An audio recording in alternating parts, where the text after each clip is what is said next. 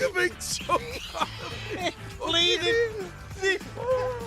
It's bleeding. Oh no, it's bleeding. The thing just ripped my ear off. What do you think?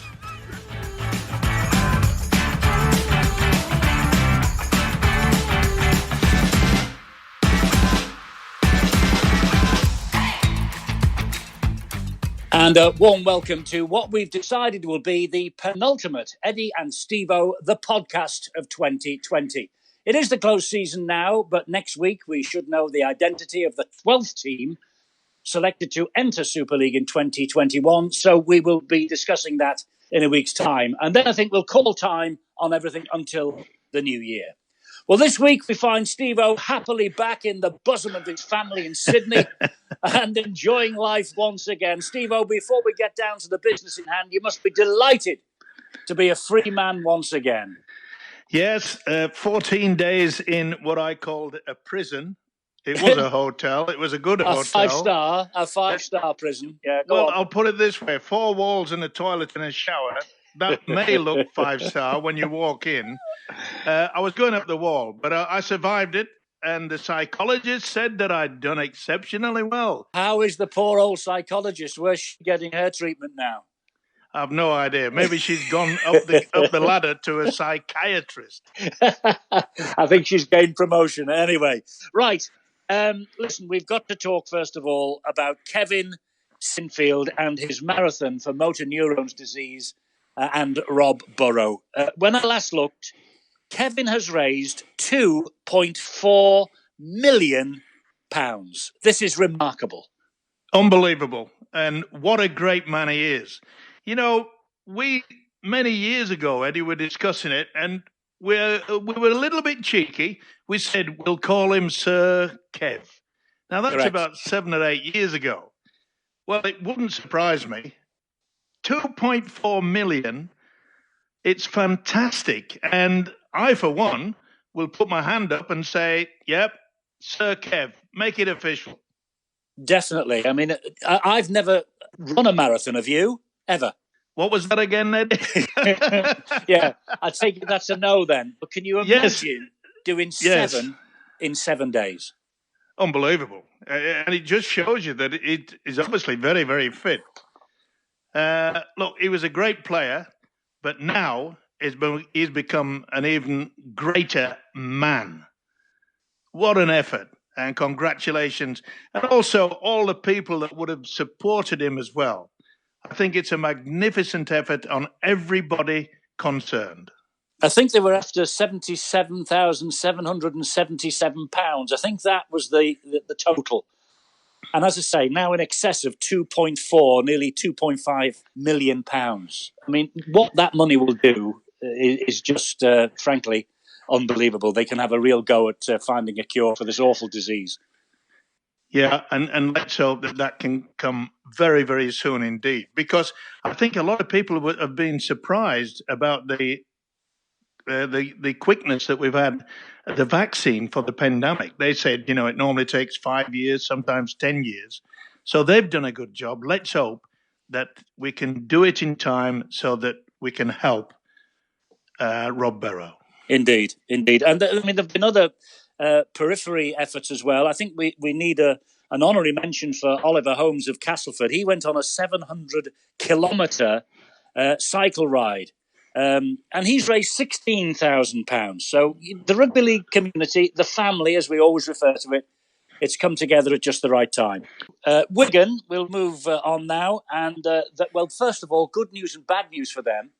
The bad news is yesterday they recorded a loss for 2020 of £885,000. That's the bad news. The good news is that Thomas Luluai has signed on for another year at Wigan. He's been a great servant to that club, great player. He's 35 years of age, but he's signed on for another year, and I think it's a wise move. Well, as I say, Wigan have lost £885,000. They've declared that. No doubt other Super League clubs are in some financial strife as well as a result of the pandemic this year, which all leads us nicely on to the fact that the NRL down there in Australia where you are apparently in talks with Robert Elston, the chief executive of the Super League, to take some control of Super League. Well, I say control, they're going to buy a stake, or that's the rumour, in Super League. £75 million, Stevo. It's a lot of money for Australia. Should we be wary of this, or should we welcome it with open arms? I think we should welcome it because, look, we're all in financial difficulty when it comes down to rugby league this season, and it's going to take a few years. I mean, Wigan have lost £800,000 this year. I'm sure a lot of the other clubs are in just the same sort of bad situation. So Robert Elston has certainly contacted the NRL CEO, Andrew Abdo. Discussions have been on about equity stake of 50%. Nothing has been announced. A deal has not been announced at all, but its financial observers have said that a 50% stake would be approximately 75 million. That's a lot of money. We can't turn things down like that. It'll be good for the international game as well. The Australians are so keen on getting the Ashes sorted out. We've already got the World Cup where people are just taking notice. They're coming in their 1,000, and let's hope that it's going to be on next year because they want the World Cup, yes, and they also want the Ashes series. It's one of the greatest things in Australia, and it should be the same for Great Britain players, is that we want to play in an Ashes test. We nearly got that this year, but it never happened for reasons that we know. I mean, £75 million for 50% of Super League, Stevo, values the competition here at £150 million. Where have they got that valuation from, I'd like to know? Well, it just says on the media reports, an observer. Well, you and I could be an observer, and we could call it 200 million. But last year, Super League approached the investment bank Rothschild to find external investors. And they've held discussions with quite a few private equity firms and quite a few financial investors. And quite frankly, this is the only one that's come to the surface, which is in regards to the fact that the NRL want to join in and make sure that financial stability comes to rugby league around the world. That's all well and good, but if the Super League in this country want to make a decision, does that mean now that Robert Elston and his board of governance has to get on the phone to the Australians and say, we fancy doing this, what do you think? Well, it could be a problem, but I can't see it.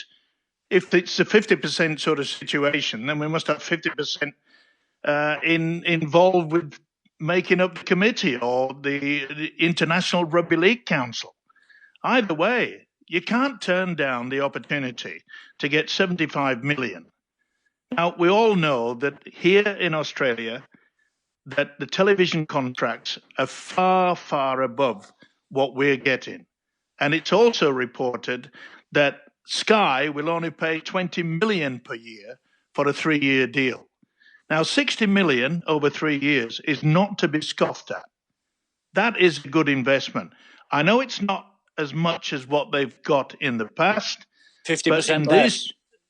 But in this sort of situation, Eddie, you've got to take what you can.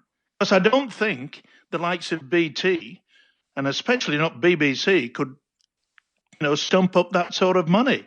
So I think Sky and the Super League will be very happy to get 20 million per year. So you would welcome the NRL investment with open arms then? Yep. Okay, well that's the definitive answer. More movement on the coaching front. Richard Marshall, the coach now of Salford. He's been the assistant at St Helens, and he's been to 2 grand finals under 2 different Australian, it has to be said, head coaches. Good move for Richard Marshall?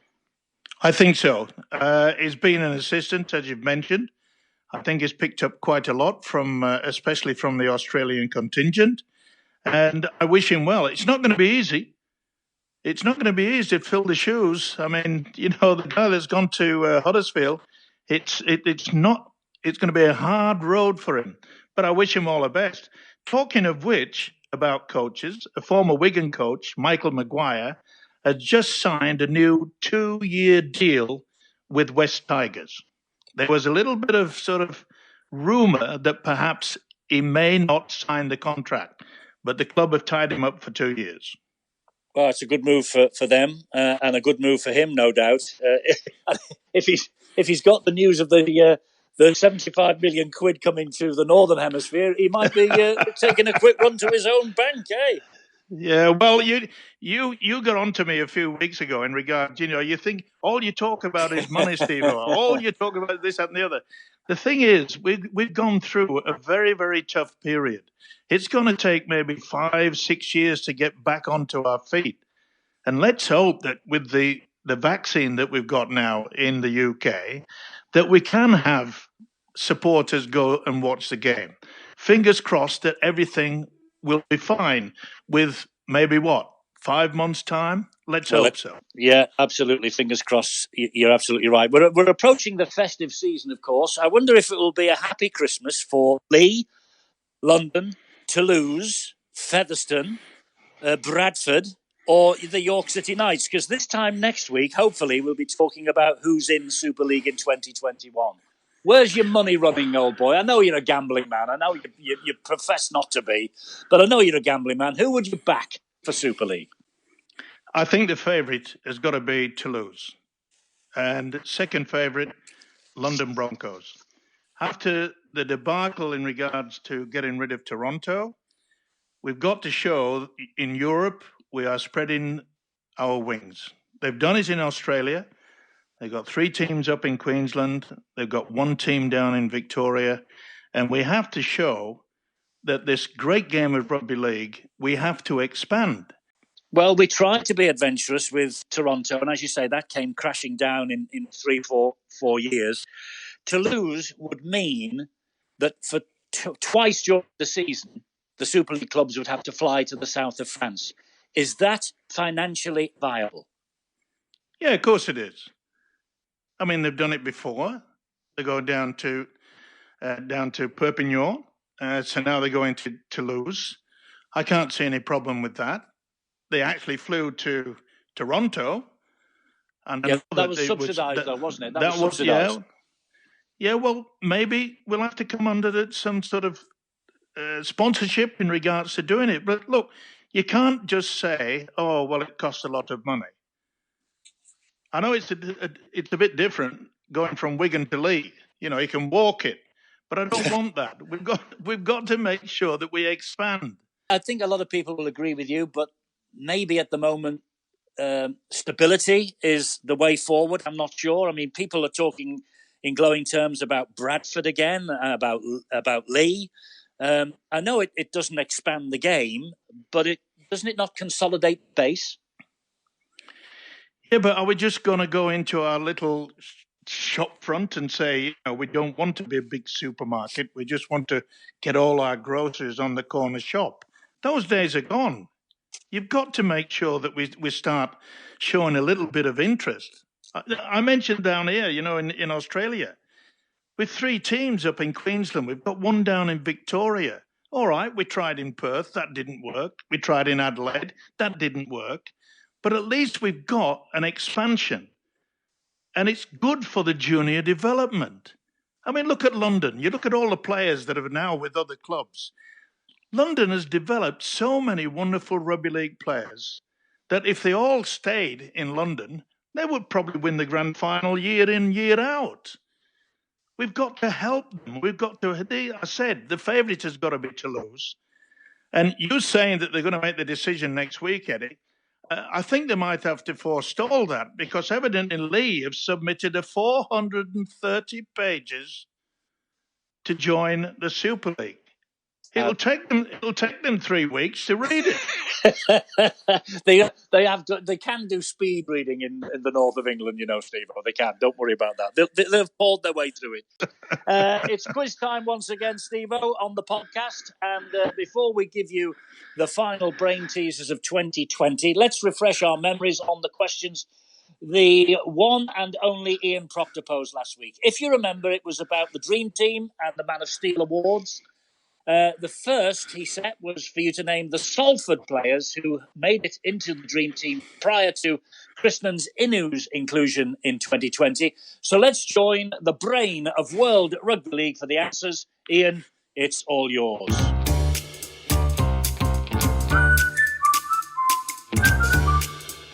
So the question, first of all, last week was naming the Salford players who had made it into the Dream Team prior to Krishnan Inu this season. First one was David Hodgson in 2006, selected on the wing. Then in 2017, Ben Murdoch-Masila was selected at second row. And then last season, two Salford players made it for the first time. Jackson Hastings at half-back and Josh Jones was chosen in the second row. The second part of last week's quiz was about three players who won the Man of Steel and the Young Player of the Year award in the same season. And the answers were 1977, the very first winner of the Man of Steel, Leeds' David Ward. He took the Young Player of the Year award as well.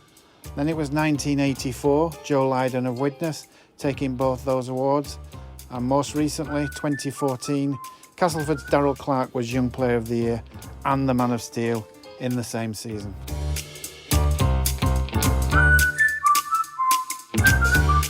Well, last week I boasted that I had one of those names of Young Player and Man of Steel winner in the same season. I'd have said 7 days ago Andy Farrell. I was clearly wrong, and that's why Ian is so priceless. And he was for keeping me on the straight and narrow, and you, Stevo, for 30 years, and why it's so good to have him on this podcast. On to his last brain teasers now of 2020, and I wish you the very best of luck with these.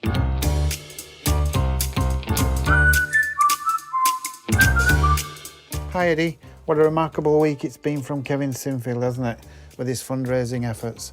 And so I felt it appropriate that this week's quiz questions were about Kevin and Rob Burrow. Both were Harry Sunderland Award winners twice as man of the match in the Super League Grand Final. Can you name the other 5 players who've won the Harry Sunderland Award twice? Not all of them in Grand Finals, of course. And the second question is a bit tougher and reflects on the early careers of Rob Burrow and Kevin Sinfield. They were teammates when Leeds defeated Warrington 22-12 in the 1999 Academy Grand Final at Headingley. 5 years later, they played alongside each other when the Rhinos won their first ever Super League Grand Final against Bradford at Old Trafford. Can you name the other 4 members of that Academy team against Warrington who played alongside them when Leeds won the 2004 Grand Final at Old Trafford against Bradford? And we'll have all the answers for you next week. Right, Stevo, player movement. Josh Reynolds is heading up from the NRL to Hull on a 2-year deal from West Tigers, new coach Brett Hodgson's old club. I wonder what this means for Jake Connor moving forward, because they're saying his future is at full back, but when he's fit, Hull have got a fantastic fullback in Jamie Shaw, haven't they? Yeah, well, I think they'll probably push him into the centres. He can handle that position very, very well indeed. Will he do a good job, Reynolds? Do you think is he the real deal for Hull? Do you think? Well, yes, they've got to get him in the right mood. Look, when he went to West Tigers, he actually admitted that he was a dud buy because he came up with a few injuries and this, that, and the other. But the man is capable. He's a talented player. And I reckon that Hull have done a good deal.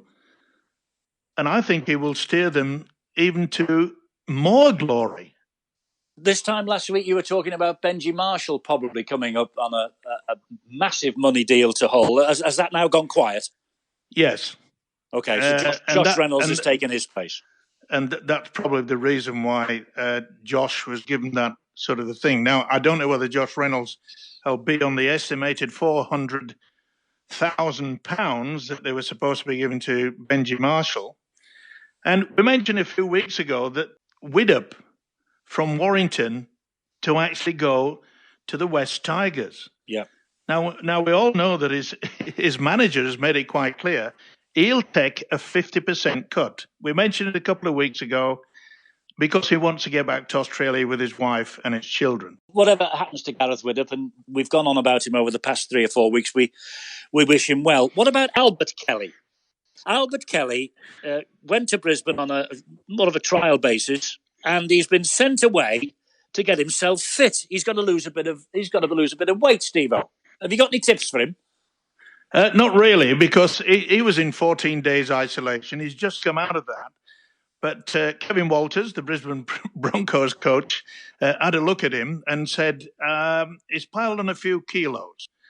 Well, I can sympathise with him because I've piled on a couple of kilos since I was in isolation, and they've sent him off to special training. Walters was saying that it's a good buy, but they want him fit. He thinks that his ability, I mean, he can take on any defence in the world. He's proven that. When he's on top form, he's going to be fantastic for the Broncos. Oh, he's a good player, Albert Kelly. There's no question about that. It'll be interesting to see if he gets into the Broncos' first 13, won't it, in 2021? He'll have to get fit, Eddie, because, look, Kevin Walters realises after the debacle of last season, where the Brisbane Broncos, should I say, they finished bottom of the table. And you've got to get to a situation, that Kevin Walters, if they stay with a wooden spoon, he'll be the first one that gets a chop as well. Fair enough. Look, I know that you're probably sitting in the shallow end of the pool with your gin and tonic and your little umbrella. But no doubt you have the papers all around as well. What else is going on down there in Australia? Is it warm, by the way? I take it's nice and sunny. You're in the speedos, are you? No, it's exactly 9:15 at night here, Eddie.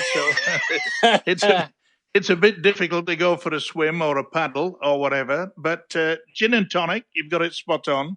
I thought so. We all need liquid refreshment from time to time. So, any snippets, Stevo, from down there? What's the good news? Well, Melbourne Storm, the saga continues in regards to Cameron Smith. Will he retire or will he sign again? But according to the owner of the Melbourne Storm, he said he's gone. He's finished. He's retired. He's going back up to live in Queensland. Oh, blimey. That's it. End of story. Cameron Smith know about this? I'm not right sure. Look, he's just come out with his autobiography. So as far as I'm concerned, all the media just wanted it. It's in the news every single day, which I'm sure will help sell more books. Yeah, probably will. That's good news for Cameron Smith, but I wonder if anyone will come in with an offer for him, knowing that, by the sound of things anyway, he's finished at Melbourne.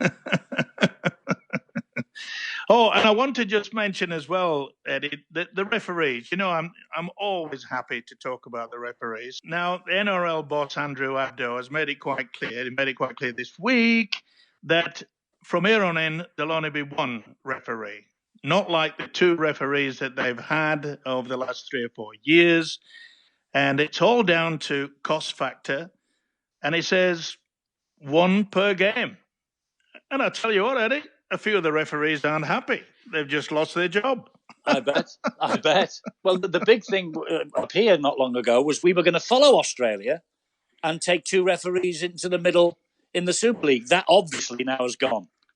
Yeah, and I think it's a good idea because with 2 referees, it was slowing the game down. And I think the officials here have realised that with 1 referee, the game has flowed. A lot more open play. Well, we could have told them that, couldn't we? It was obvious as far as we were concerned from day one. You've got some sad news, though, to report, and it's been reported up here as well. Jed Stokes has passed away.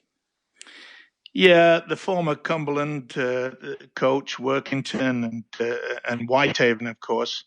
And, of course, his son, the famous cricketer Ben Stokes.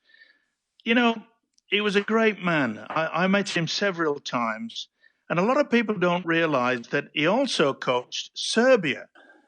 The Serbian Rugby League side, he coached them from 2008 to 2010. And whilst he was in Serbia, he started coaching cricket. We all know that his son, Ben, is an absolute champion. But he put his time and effort into coaching Serbian kids not only how to play rugby league, but how to play cricket.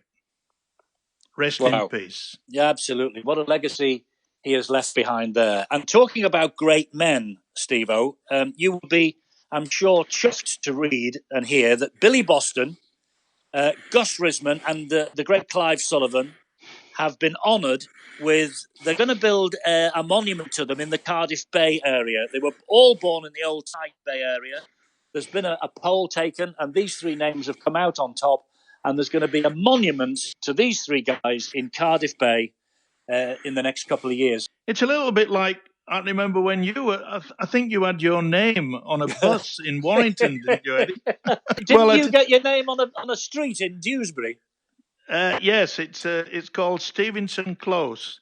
And I can remember quite a few of my friends saying to me, they've named a dead-end street after you. How appropriate.